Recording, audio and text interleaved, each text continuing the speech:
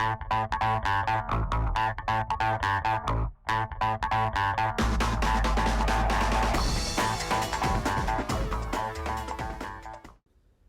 guys, so in this video I'm going to be covering Tesla's Model 3. So currently I'm an owner of a Model S, but the video I'm making is on a Model 3. This is a loaner car that I got, since my Model S is in the workshop. They're getting some upgrades done to the car, the Tesla dealership is. So they gave me this loaner. It's a very nice car. I didn't really had quite positive vibes, as far as purchasing this car previously, but in this video I'm going to be covering how I fell in love with this car, so stay tuned. So let's start from the exterior of the car. I think the car is designed very well. I give a thumbs up to Tesla. It looks a lot like a little bit Porsche from the front headlights and the way the hood is. But again, it's a very sleek looking car. I love the looks of the car. I think for the price that you pay, you get a really nice looking car. As far as the rims goes, there are different options for the rims that you can select. The door handles are nice and flush. The rear is a very nice trunk lid. It gives you a lot of room inside of the car, but I think overall is a very, very nice looking car. So now let's take a look at the interior, and that's where the fun part starts. The car is all technology. In Model S, I have a nice vertical screen, but Model 3 only comes with this one 15-inch screen in the center. And believe it or not, all the controls are in this screen. And this was one of the things that kind of like made me back off not buying Tesla Model 3 initially, because every control is on this screen. So if this screen dies, I'm not sure how you're going to be controlling your car. There is no heads display, there's no heads-up display, and only the screen that shows you the speed and the controls, everything, even opening the hood and opening the trunk, everything is controlled from this. So there are different menus that you can go and have controls over, and this is how pretty much you control the entire car. Even opening the glove box, happens right from this screen. So it's a nice feature. It's good to have this screen, but I'm not sure what the reliability is going to be in future, and I think the cost of replacement of this screen is probably going to run you around anywhere from $2,000 to $3,000, including labor, which is still a lot of money for some people, right? I mean, if you're paying so much price up front and your screen dies, how are you going to control your car? So now the best feature about this Model 3 is it has full self-driving package, and if you own a Tesla, guys, you have to have the full self-driving package, because if you don't,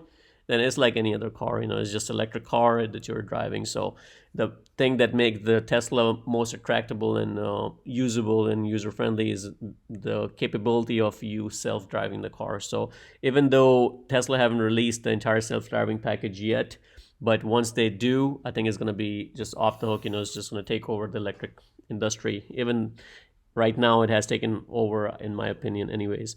I think Tesla make great cars, but even with the autopilot, you get a lot of features that you're seeing on the screen. You get a lot of features like steering and things like that, that keeps your car in the lane, and you cannot really drive hands off, but you still have to keep your hands on the steering wheel. But the autopilot that comes with the full self-driving package is still worth it, well worth it. I don't think I would ever own a Tesla without a self-driving, or at least full self-driving, I should say.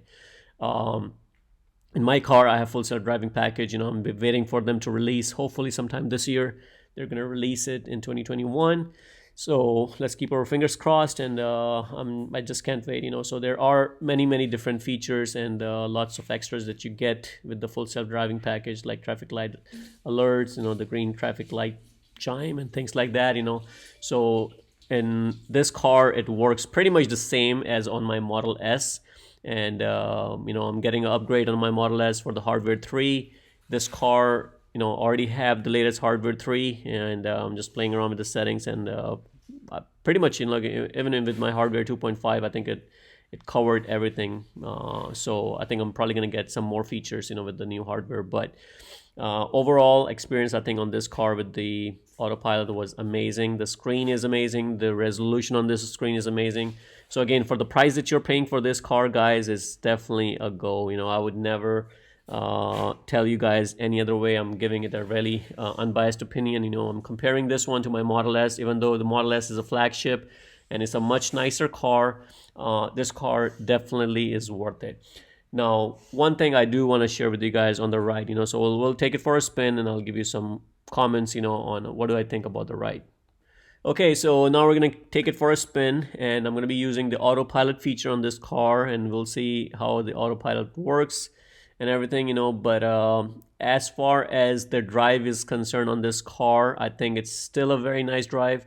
You can see I can set it up on the autopilot, so now you can see the blue lines on the screen, and you can see the speed on the right hand side on the corner, and the blue lines mean now I'm in autopilot mode, so now right now it's driving.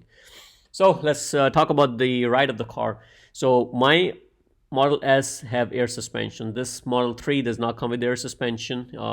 In fact, I don't think they have the option of air suspension in Model 3 yet. But I think the ride quality is still very nice. It's still I feel it a little bit bumpy. Maybe it's because I have the 21 inches rims in this car. That's probably the reason I'm feeling it a little bit bumpy, because you have those thin tires, that makes your ride a little bumpy. If you have the 19-inch wheels, those are a little more smoother ride. But I think overall the ride quality is nice. It's not as comfortable as my Model S. One thing I just want to be honest with you, I'm not going to say this because I own a Model S, but I'm just going to give you an unbiased opinion that when you sit inside a Model S, you feel that, that things are more luxurious. You kind of feel the quality and stuff, even with the seats, I think, it's much nicer. I heard that they have upgraded the seats in the newer model for Model 3, so they're much nicer seats now. But this one with the 2019, I think it could be a little bit better. As far as the overall ride quality, I think it's nice. I wouldn't say it's not nice at all, because I think it's definitely a nice ride, but a little bit more bumpier as compared to my Model S. The screen is nice, the controls are more easily accessible, so you can zoom in and zoom out much faster.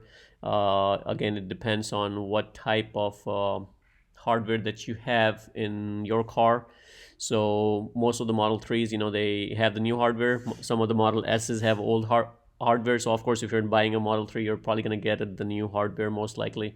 So that's a plus in Model 3. I think overall, I think it's a great car for the price. You're not getting everything that you may be getting in the Model S, only because you're paying that price, right? So of course you're going to sacrifice somewhere, but I think overall it's still a nice car. So I definitely give it a thumbs up. Would I buy it? Would I change it for my Model S? I am probably going to say no, because I don't think I want to. But if I had the option to buy Model 3, I don't think I would resist, only because I think it's a nice car. The graphics and all the hardware and everything that you get, for the price, I think it's still a nice car. But if you're thinking about buying a brand new Model 3 versus a little bit used Model S, I would definitely say go for Model S, no questions there. Much nicer car, and definitely get these cars if you have warranty. I'm not sure if I would ever buy a car without a warranty, but that's just me. But so far these cars have been holding pretty good. People have a lot of good reviews, and there are some issues that the Tesla is kind of sorting out, with their panel gapping and things like that, but again, we have to consider that these guys are new in the market, and they have taken over the market. Anywhere you go and you're driving a Tesla, people say, oh wow, that's a Tesla, right? So Tesla have gained a lot of name in a very short time. So I think we should definitely give them some credit over there. There are going to be some tweaks here and there, which is okay. I don't think I mind those tweaks. I take it to my dealership and they take care of things, if any issues come up, so I personally don't have any issues with them fixing it, because it's a work in progress, so, but the technology that you're getting for the price that you're paying, I think it's wonderful. So again, hopefully this video helps you guys decide if you want to buy a Model 3 or Model S. Again, it's a great car, but just my personal opinion, I gave you guys some pointers, and hopefully it helps you make your decision. So guys, if you like the video, please subscribe to my channel and like the video, and do check out the other video on Model S that I made. I'm going to leave the link in the description below. Thank you guys for watching.